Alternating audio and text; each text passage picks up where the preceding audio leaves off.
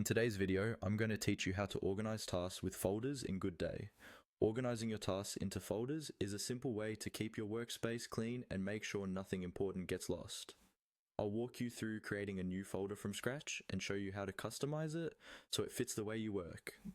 Start by opening your Goodday workspace and going to your My Tasks area or wherever you typically manage your work. At the top of the screen, you'll see an option labeled New.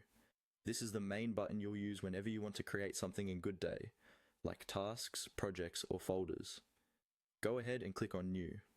Once you click New, a small menu will appear with different item types you can create. From that list, choose Folder. If you don't see it right away, look carefully through the options since it might be grouped with other project-related items.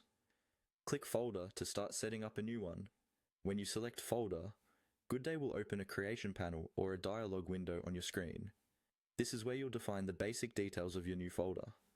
The most important part here is the folder name. Click into the name field and type in a clear descriptive title.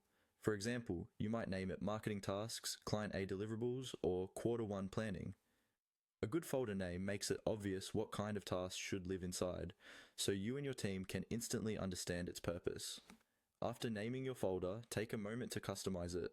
This is where you can tailor the folder to match your workflow and make it easier to navigate later. Depending on your Goodday setup, customization might include selecting a color or icon to visually distinguish the folder from others, choosing its location or parent folder in your workspace hierarchy, and setting any relevant defaults like priority, workflow, or access level for your team. If color options are available, pick something that stands out but still fits your overall system. For example, you might use one color for internal work and another for client-related folders. If you can place the folder inside a higher-level project or group, choose the most logical spot now to avoid having to reorganize later. Once you're happy with the name and the customization settings, save or create the folder. After that, you can start adding tasks into it, and over time, these organized folders will make it much easier to stay on top of your work in Goodday.